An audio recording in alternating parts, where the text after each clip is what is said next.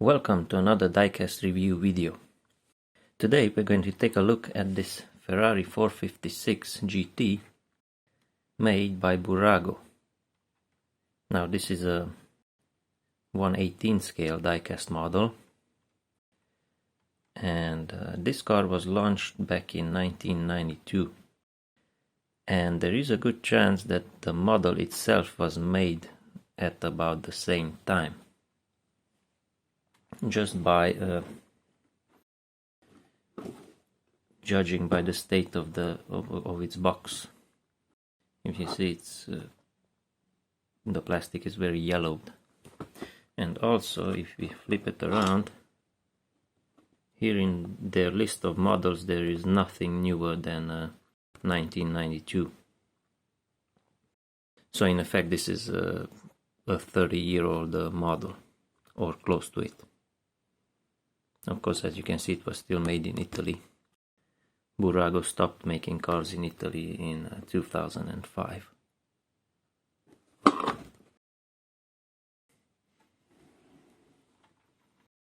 Now, the 456 GT is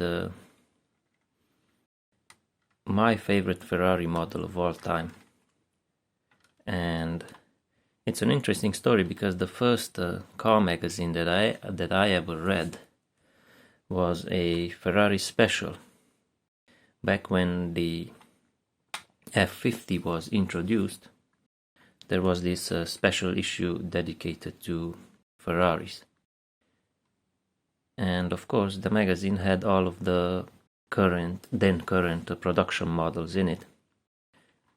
And as a child I was attracted by this one, because to my mind this looked more like a real car compared to the other one. So this had the 4 seats, it had the engine in the front, it was a big car, and the interior seemed just so luxurious to me at the time,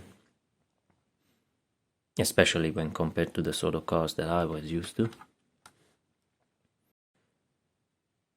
And then and there I just declared this to be my favorite, and that stuck with me. So when this model came up on eBay for basically just £10, I just had to have it. These things are dirt cheap these days, so if you want one you should buy one now. And the other big thing about the car were the numbers. So the thing is, this has a V12, so 12 cylinders in the front. It made 442 horsepower, back in the 92. It was a big number. And also the top speed was just over 300 kilometers an hour. Again, something unheard of for a 4-seater especially.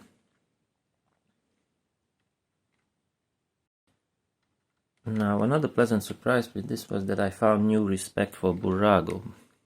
Because as a child I remember having some BBurago models, small ones, but they were pretty poor. I mean, they were definitely aiming to be toys rather than models. Whereas this one is quite well made, especially for 92.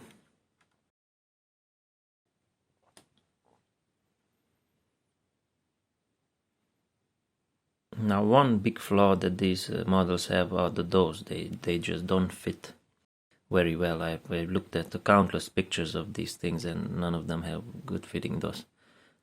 So I actually disassembled this about 2 times and tried to bend the hinges in such a way that the door gaps sort of look half decent, and I think I achieved that. But they will never be perfect. So, it's just like, they're just like the real thing. They're sort of flawed things. And I also added a couple of details that were missing. So you have the lock here, the keyhole wasn't just a dent in the casting, but it wasn't colored in. And also the side indicators on the front fenders were just sort of a hole there, but it had no color. So I put some silver in it to mimic indicator lenses. But other than that, the model is very good. It's very well detailed. And in this red, it just looks amazing.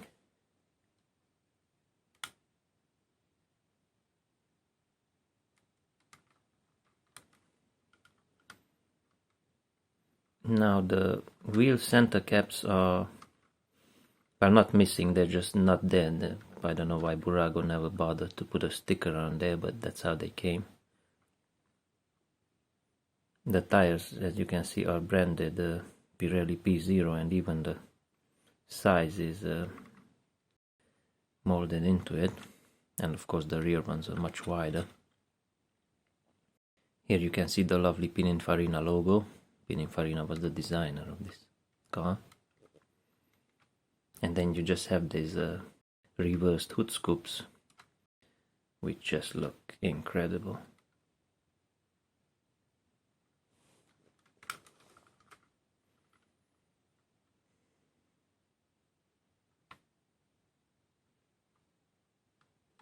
And of course the Ferrari logo in the back. And this amazing rear end. Now, of course, if you've never seen a car like this in real life, you just cannot imagine how big they actually are. They are huge GT cars. Of course, it has a rear diffuser, which I think on the original cars were active. So there were some flaps in there that would just move about depending on the speed you were traveling.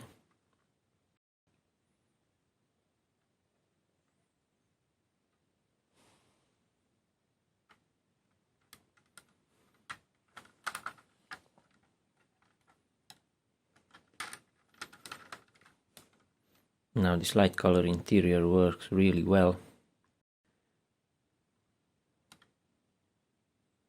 And as you can see, it's very nicely detailed on the inside.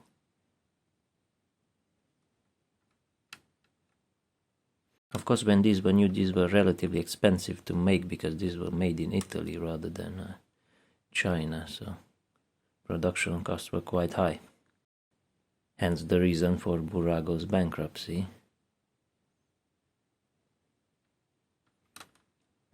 You even have the Ferrari logo on the floor mats. I don't know if you can see that. But of course there's no carpeting or any sort of soft material like you would expect on high-end 1/18 scale cars from other manufacturers. But on the other hand, it does have a roof liner with sunshades and buttons and all sorts of things molded in. Now the car is a 4-seater.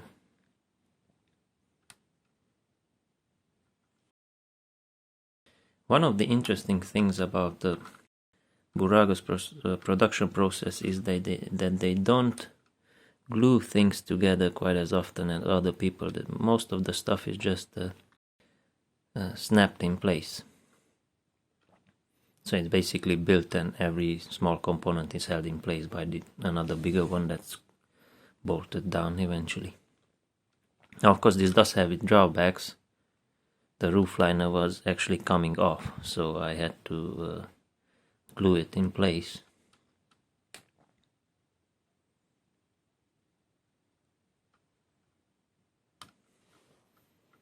The boot does open on this car, and as you can see, the emblems on the outside are not just glued on from the outside, but they're actually a separate piece that snaps into place from the inside, and that's how you have the prancing horse on the back and the Ferrari word on top of the boot lid. Now the boot is quite small and shallow, which is accurate because that's how it is on the real thing.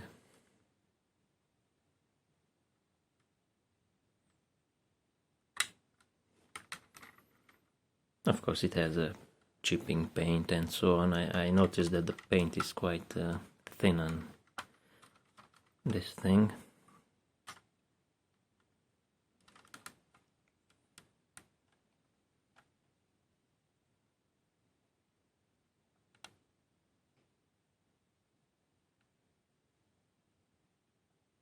because the various details are not necessarily painted on, rather they just use stickers to mimic the various gauges and buttons and so on.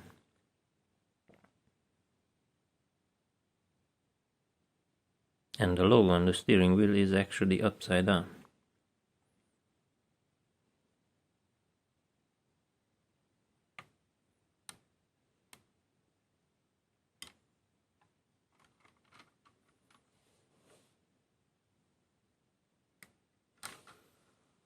And now we get to the business end of this car and the model, namely the 5.5 liter V12.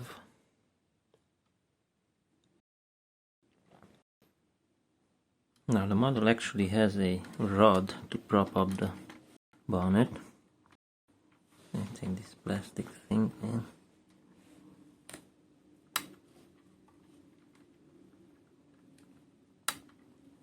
There we go. So you prop it up like that, which is quite a nice touch. And again, it is very well detailed, and unlike many of the other models where sort of the engine is one big plastic molding, a lot of these bits and pieces are actually individual small parts. They just sort of fit together. So the intake plenum on top of the engine is actually a separate part from the engine block.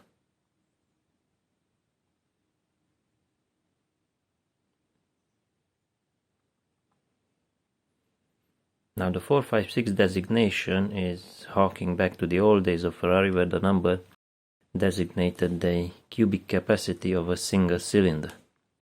So you have 456 cc's on one cylinder, and you multiply that by 12 and you get 5,400 and change cc's.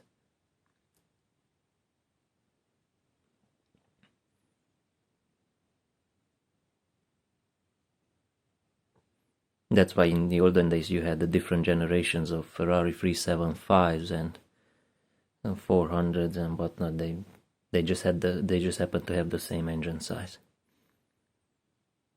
And those were the numbers. Obviously later they changed it, so by the time you got to the 328s, 348s, there you had the 3.2 liter V8, and that's what the number stands for.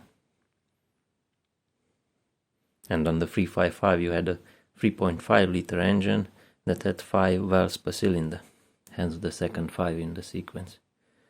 So Ferrari naming conventions were all over the place. Now of course this was one of the very last cars is still in production to still have pop-up headlights back in the early 2000s. And again, very good detail from BBurago, because you can see the headlight lenses are molded in, even though you can't see them once you close the bonnet.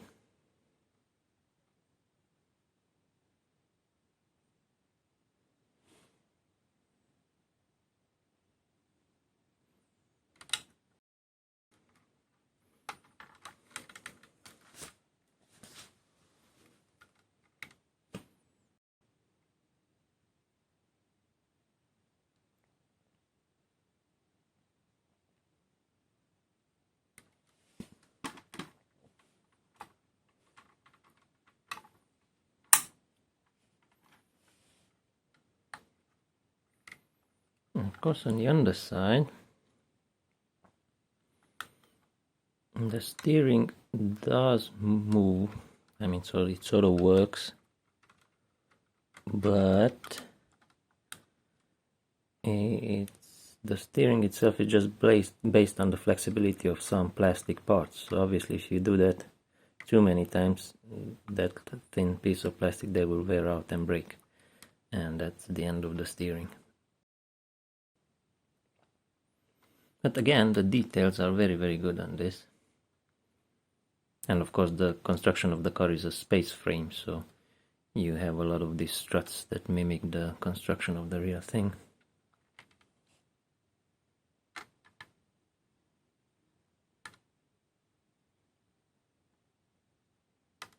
And just very, very good detail. And of course, the car has a rear transaxle, so for weight distribution purposes, the gearbox is in the back, So the clutch is in the front with the bell housing, but the rest of the gearbox is in the back. And that's one of the reasons why the boot is so small for a car of this size.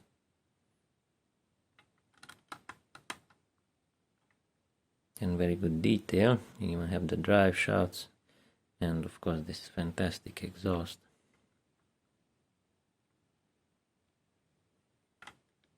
Of course there's no working suspension, so it doesn't have any kind of springs in it. And here you can clearly see how much wider the rear tires are compared to the front ones.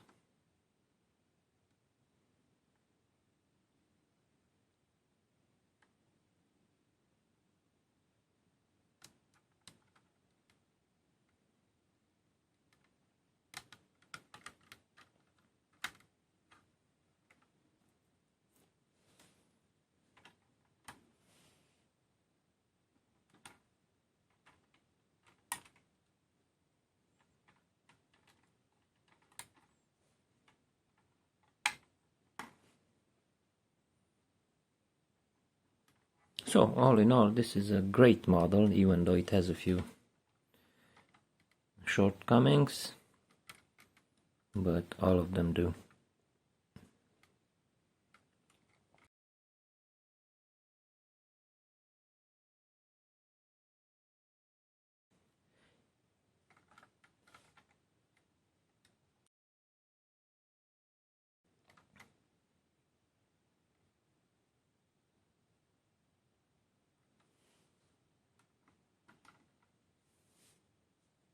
Thanks for watching.